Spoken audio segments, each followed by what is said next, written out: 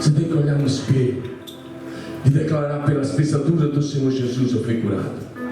Diga amém. Isaías capítulo 53, versos 4 e 5 diz: verdadeiramente Ele, Jesus, tomou sobre si as nossas enfermidades e as nossas dores levou sobre si. Nós o reputávamos por aflito, ferido de Deus e oprimido, mas Ele foi traspassado pelas nossas transgressões e moído pelas nossas iniquidades. O castigo que nos traz a paz estava sobre Ele, e pelas suas pisaduras nós fomos sarados. Levanta sua mão e diga: pelas pisaduras do Senhor Jesus. Diga bonito: pelas pisaduras do Senhor Jesus eu fui sarado. Diga aleluia. Você não precisa carregar enfermidade sobre o seu corpo, porque Jesus já levou. Verdadeiramente Ele, Jesus, tomou sobre si as nossas enfermidades e as nossas dores, levou sobre si lá na cruz do Calvário. Diga amém. Você só precisa crer na Bíblia como ela é. Diga amém. Deus cuidou da saúde do seu povo lá no Egito. Vou te mostrar aqui mais um pouco como foi lindo isso. Não um ano, não dois, mas muitos anos. Você vai ver isso. Outra praga foi a praga da chuva de pedras. O Egito é um país deserto. 95% do território do Egito é deserto. Só 5% da terra do país do Egito são férteis. Só 5%. O país todo são terras férteis. Eu já estive no Egito, já passei por lá, já fiquei alguns dias lá. É um país bonito, mas só 5% são terra fértil. O Egito tem no máximo de 5 a 7 chuvas por ano. 5 a 7 chuvas por ano lá no Egito. Mas essa praga aqui vai dizer para a gente, Êxodo 9, de 18 a 26, vai dizer para nós que Deus mandou chuvas de pedras e saraiva como nunca havia tido sobre o Egito, desde que eles foram formados como nação. Desde que eles foram formados, veio saraiva, veio chuva de pedra, veio vento, veio tudo sobre a nação, porque era uma praga por causa daquilo que eles já feito com o povo de Deus por tantos anos. Imagina um país deserto, um país que não está acostumado com chuva, de repente começa a ter vendavais para todos os lados. E o que acontece? Mas a Bíblia diz que no meio de tudo isso, Deus protegeu o seu povo. Diga amém. Na região onde moravam os filhos de Israel, não houve chuva de pedras, não houve nada daquilo, estava tudo calmo, porque Deus estava fazendo diferença entre o seu povo e aqueles que não são o seu povo, ou que não eram o seu povo. Diga amém. E a promessa é: vereis outra vez a diferença entre o justo e o ímpio. Diga amém. A outra praga foi a praga dos gafanhotos. Êxodo 10, 13 a 15. A Bíblia diz que Deus, o Senhor, fez soprar um vento oriental e vieram gafanhotos de todos os lados. Milhões e milhões e milhões de gafanhotos cobriram a terra do Egito e comeram tudo da lavoura, tudo que era verde, comeram tudo das plantações. Mas a Bíblia diz que Deus protegeu a lavoura e as plantações dos filhos de Israel, e lá não havia um único gafanhoto. Diga aleluia. Diga glória a Deus. Lá em Joel, no capítulo 1, verso 14, também no capítulo 2, verso 25, o Senhor Deus promete repreender um gafanhoto cortador, o migrador e o devorador e o destruidor. Ele fala de 4 tipos de gafanhoto: cortador, migrador, devorador e destruidor, no meio do seu povo. Esses gafanhotos, na verdade, são uma representação de demônios terríveis que destroem casamentos, famílias, que escravizam os filhos nas drogas e que destroem as finanças muitas vezes e a saúde dos infiéis. Mas é preciso que você creia que Deus protegerá você do gafanhoto migrador, cortador, devorador e destruidor. Diga amém. Diga glória a Jesus. Amém? E aí vem a praga a nona, que era das trevas. Imagina isso. Agora a Bíblia diz aqui em Êxodo 10, de 21 a 23, que houve trevas espessas sobre toda a terra do Egito durante 3 dias.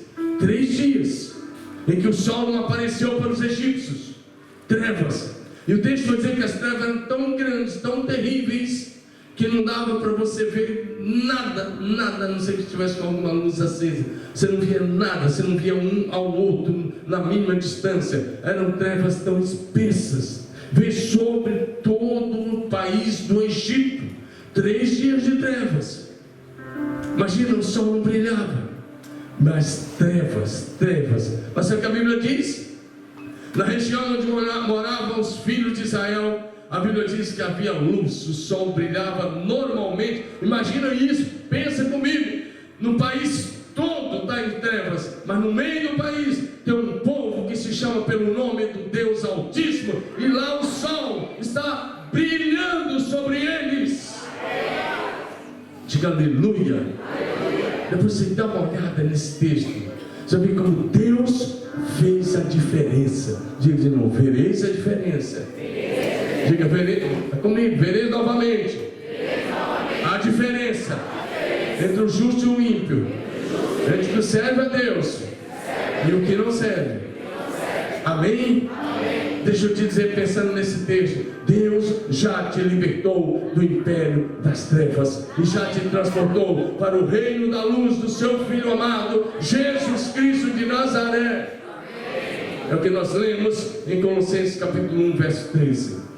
E aí vem Jesus em João 8,12, está registrado as palavras de Jesus, quando ele disse: eu sou a luz do mundo, quem me segue não andará em trevas, pelo contrário, terá a luz da vida.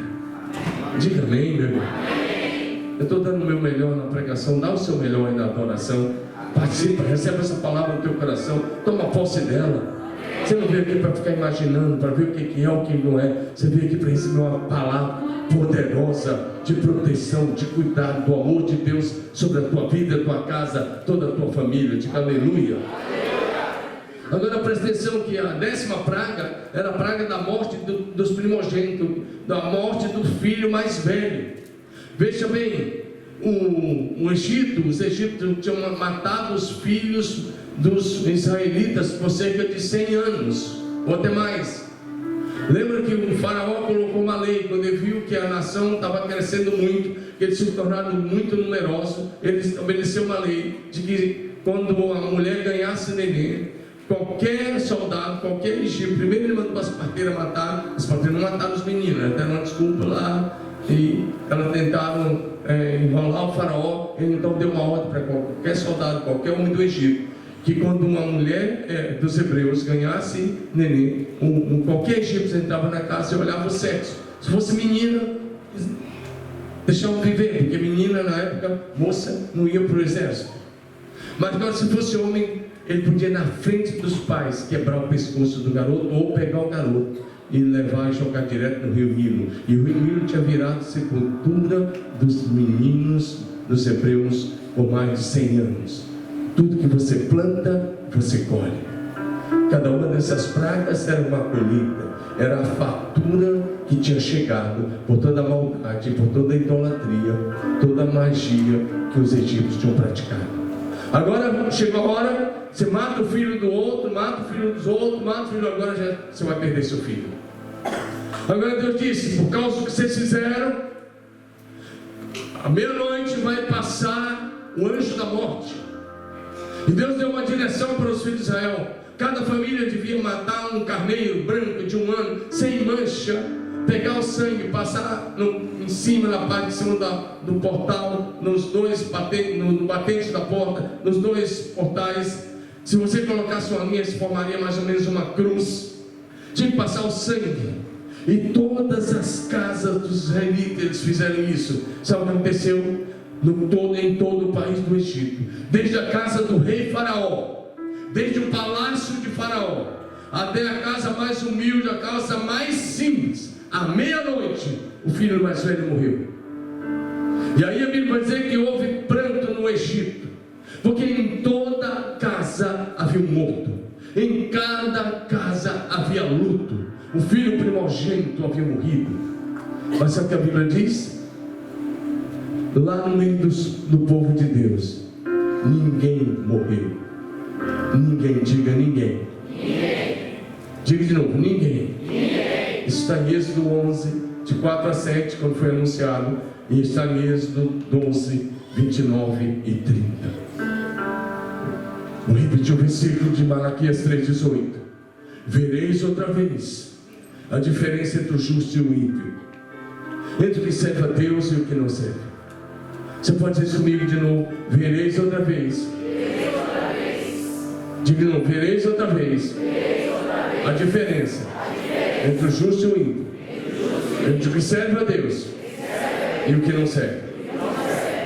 Aconteceu que à meia-noite feriu o Senhor todos os primogênitos da terra do Egito, desde o primogênito de Faraó, que se assentava no seu trono, até o primogênito do cativo, do escravo, que estava aí na trabalhia, coisa assim.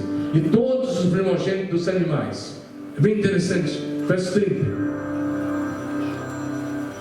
Brunão.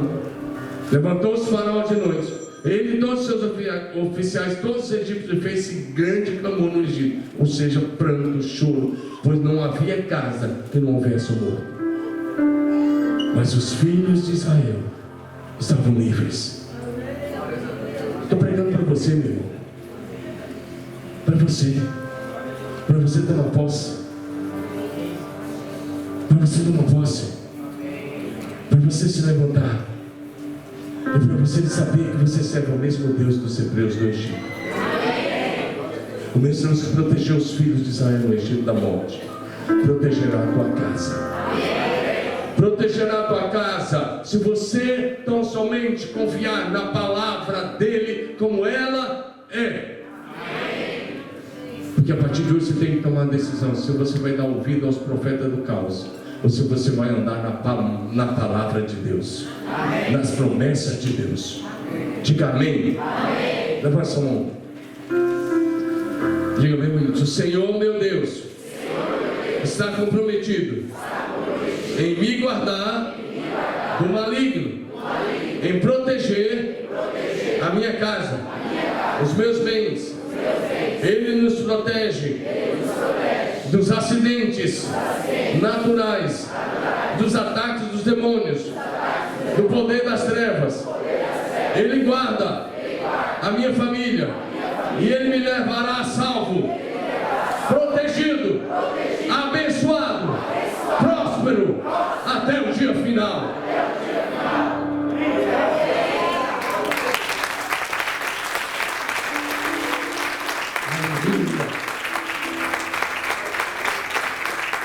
Foi assim que ele fez com os filhos de Israel, e ele não mudou. Jesus Cristo é o mesmo ontem, hoje e eternamente. É o que nos diz Hebreus 13:8. Diga amém. O Senhor nosso Deus cuidou do povo de Israel no deserto. Êxodo 13, de 21 e 22, vai dizer que a coluna de nuvem estava sobre eles todo dia, o dia todo. E de noite essa mesma coluna de nuvem era transformada numa coluna de fogo durante 40 anos. De dia a coluna de nuvem os protegia para não sofrer com o calor demasiado. E de noite ela se transformava numa coluna de fogo para aquecê-los e para dar a direção do caminho que eles deviam andar. Porque o deserto pode chegar a mais de 40 ou 45 graus de dia, ou até 50 dependendo do lugar. E ele pode chegar a 0 grau à noite ou abaixo de 0. Então Deus mantinha a temperatura ambiente. Esse é o nosso Deus, diga aleluia. Ele cuidará de ti, diga amém. Ele cuidará de você, da tua casa, diga amém. Se você tão somente confiar na palavra dele como ela é. Deixa eu dizer mais uma coisa, estou olhando para o povo de Israel para servir de base para aquilo que nós temos, que Deus fará nesse tempo do fim com a sua igreja. O Senhor Deus cuidou da saúde do povo de Israel nos mínimos detalhes durante 40 anos. Diga nos mínimos detalhes. Fala de novo, nos mínimos detalhes. Diga de novo, nos mínimos detalhes. Diga aleluia. Fala, vai ser assim comigo. Por favor, projeta aí para nós Neemias capítulo 9, versos 19 a 21. Olha o que está no livro de Neemias. Eu gosto muito desse relato de Neemias. Todavia, tu, pela multidão das suas misericórdias, não os deixaste no deserto. A coluna de nuvem nunca se apartou deles de dia. Nunca, diga nunca. Nunca.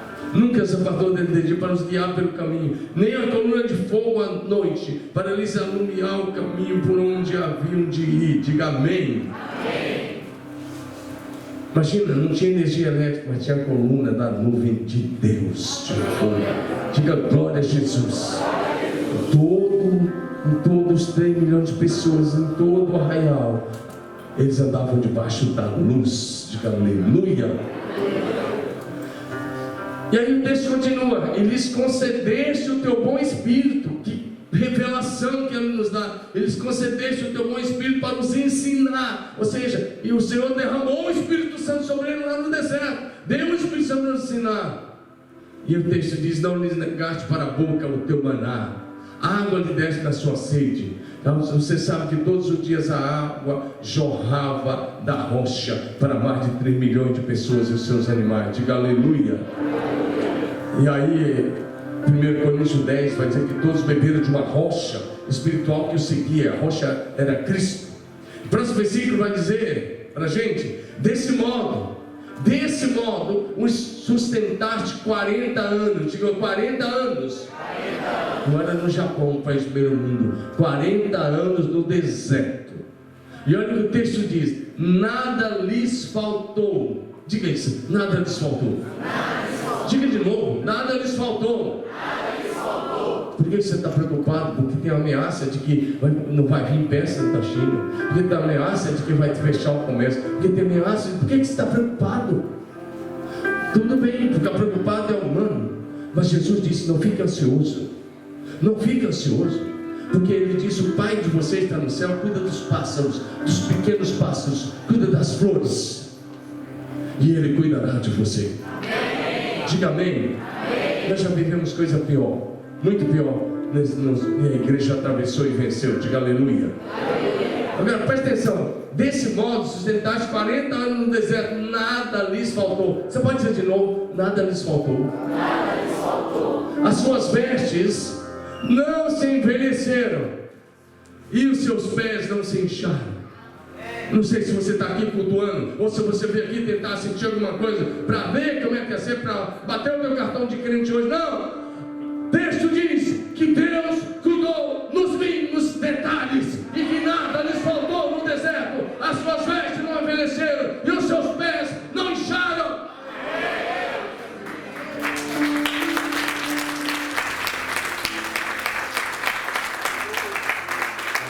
Deus cuida de cada detalhe. E eles não eram melhor do que você. Aliás, sua turminha lá bem rebelde. Eles até morreram no deserto, os rebeldes. Mas os que foram, que confiaram, entraram na terra prometida. Diga amém. Eles não eram melhores que você. Eles estavam debaixo de promessas inferiores, de aliança inferior. Nós estamos debaixo do ministério mais excelente de todos os tempos, que é o ministério de Jesus. Diga amém. Nós estamos debaixo das promessas mais excelentes de todos os tempos, as promessas de Jesus. Nós estamos debaixo da aliança que é superior a todas as outras. Diga aleluia. Olha o que está no Salmo 105, 37. Eu gosto de olhar para esse salmo. Esse versículo me marcou quando eu estava com câncer.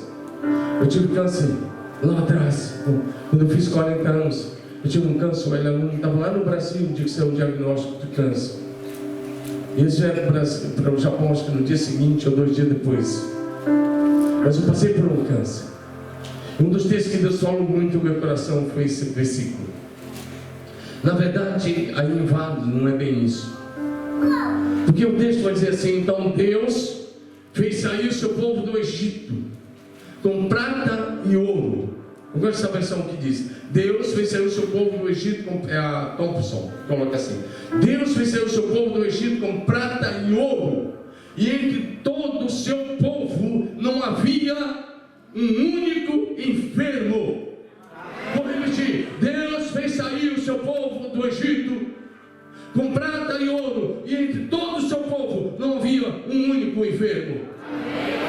cabeça, dá um aleluia para Jesus.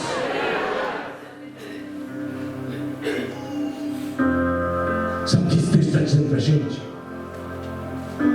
É que você tem que olhar o texto e pensar que naquele povo tinha Moisés com 80 anos, tinha homens de 80 anos da geração de Moisés, ou mais de 80, de 90, de 100, não sei. Moisés morreu com 120 anos.